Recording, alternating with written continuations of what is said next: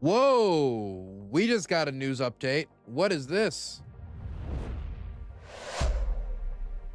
Ukraine news update. 1 second, boys. 1 second.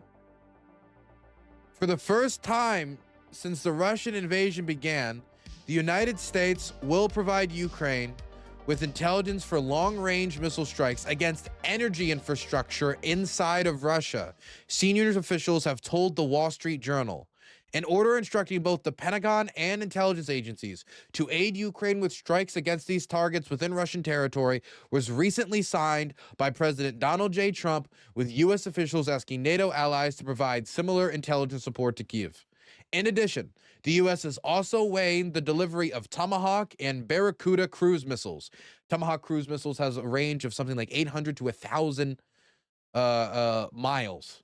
Or was it kilometers? I remember the number is 800 to 1,000, but I can't remember if it's miles or kilometers. Either way, more than double the range of the farthest flying ATACMS that we've provided them so far, as well as other American-made ground and air-launched missiles that have ranges around 500 miles to Ukraine.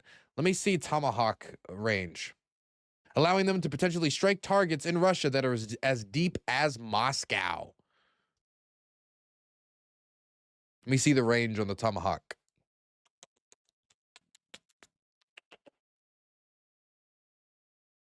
Come on, where is it? It doesn't say. Yep, there we go. It said 777 to 1,553 miles. Thanks, Al Jazeera. My goodness. Okay. What does this mean? Man. Okay. Let me think about this for a second. Donald Trump has asked for this for months, which is strange because this is the first time they're actually providing. If this report from the Wall Street Journal and what a senior official told the Wall Street Journal is true, this would be the first time Trump has moved on this. What I mean by he's talked about this before is he had conversations with Vladimir Zelensky where he told Zelensky, I want you to pressure the Russians. This is at the same time that he's kicking the can down the road on sanctions. This is at the same time where he's continuing to do the two-week delays. The same time that he's moved the red line over 7 times. And he made the 24-hour peace deal into a 6,000, 7,000, 8,000 hour peace deal. At the same time he's doing that, he's asking Zelensky to be the one to apply more pressure to the Russians by attacking what sustains the war, energy infrastructure. The Russian economy, 1/3 of the state budget comes from oil, natural gas, and these types of exports. Now, Ukraine has been able to target roughly 20% of their oil refineries and knock them out of service. That means 1 out of every 5 Russian refineries have been disabled by the Ukrainian armed forces. Now, those numbers are a few months old, and they're up from the 17% numbers that were coming before that from Reuters, the source being the United States government. But that is quite substantial. Though we didn't give them any assistance. We didn't give them weapons. We didn't give them intelligence support. We just told them to continue doing what they were doing. Mind you, Donald Trump on the campaign trail said that long-range strike approvals were escalatory, that Biden shouldn't have done it and for the area around the Kursk incursion, that it was a bad idea, and that we're barreling towards World War III. Now, while he's in office, he's actively encouraging the Ukrainians to throw these long-range drones as the Ukrainian long-range drone program becomes one of the aces up the sleeves of those officials in Kyiv trying to bring Russia to the negotiating table, trying to stop the Russians from continuing the onslaught. As it became that ace up the sleeve, that rhetoric has changed, and he was asking Zelensky to pick up the pressure. Now, this was contradicted by Trump. Now, whether this was purposely contradicted, whether this is just how Trump behaves, and once again, he just fumbled and he didn't know how to stand up to one of his buddies and say no. But when Viktor Orban complained after the Ukrainians did what Trump asked and targeted not only refineries, but also nodes for their export system, and the Hungarians complained because it also affected them because the Hungarians are still financing the war by purchasing the Russian energy, that then pays for the war effort. It's not just them, though. It's the Slovaks. In fact, Russia used to export 40% of their export into Europe. Now it's a little bit under 19%. So still quite substantial when you're talking about 33% of the state budget coming from this. Obviously, the state budget is what pays for the war effort. The Russian deficit is growing, though, in no small part due to these strikes. After that happened, after that pressure that he asked for and Trump got, Trump then publicly scolded the Ukrainians because Viktor Orban, the most corrupt man in the EU, Mr. Swamp, for those who want to drain the swamp, asked him to. And he's friends with Orban. And maybe because he kind of, was a little jealous of the way that politics works in Hungary versus the United States. Either way, he started to pressure the Ukrainians verbally. That didn't lead to any responses or repercussions when it comes to actions, but it showed Donald Trump to be inconsistent when it comes to whether or not we want the Ukrainians to go all out, target their energy infrastructure, and do what is ever necessary to pressure the Russian war machine and to make it so they cannot afford to continue the war, to deliver on Trump's campaign promises for him. And so that inconsistent messaging worried me a bit. But if this is true, that we're going to provide them with the intelligence and they're considering the Tomahawks, well, let me just say, the intelligence could be helpful. It could be useful. But the Ukrainians, through time, have been able to sharpen the spear when it comes to this drone program.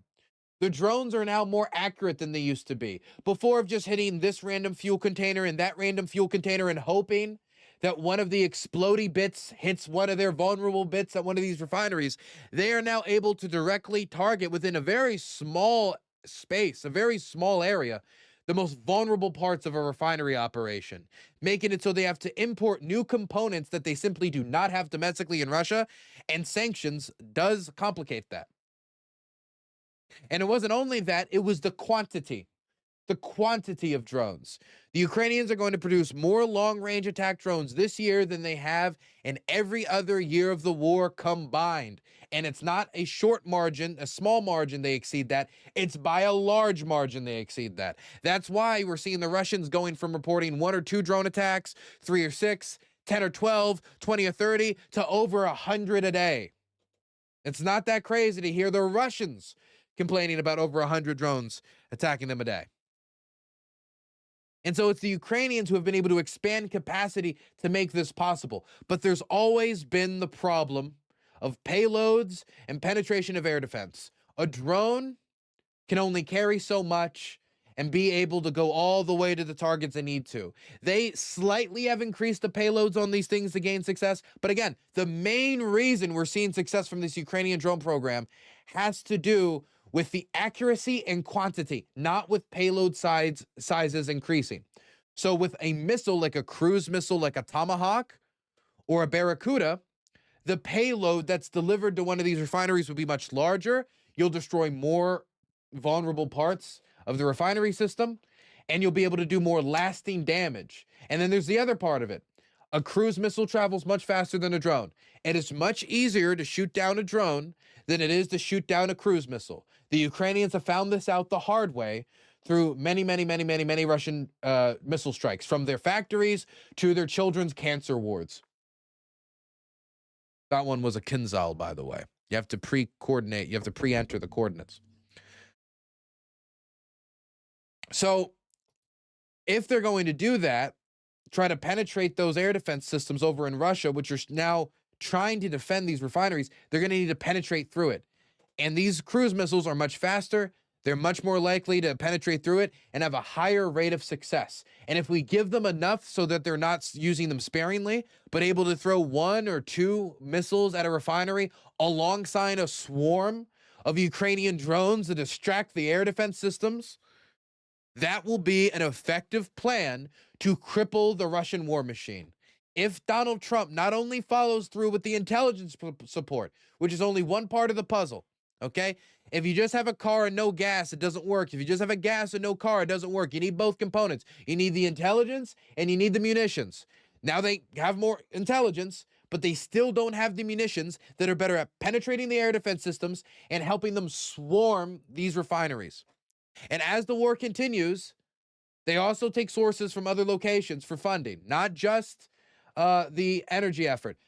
Vladimir Putin said that he would not increase taxes for the war. Now we know that one of the budget proposals put forward increases the VAT tax. Vladimir Putin is already looking at going back on his promises about how the war would affect the daily lives of Russian consumers, who are ultimately going to have that VAT tax passed down to them as it is applied at different parts of the production process.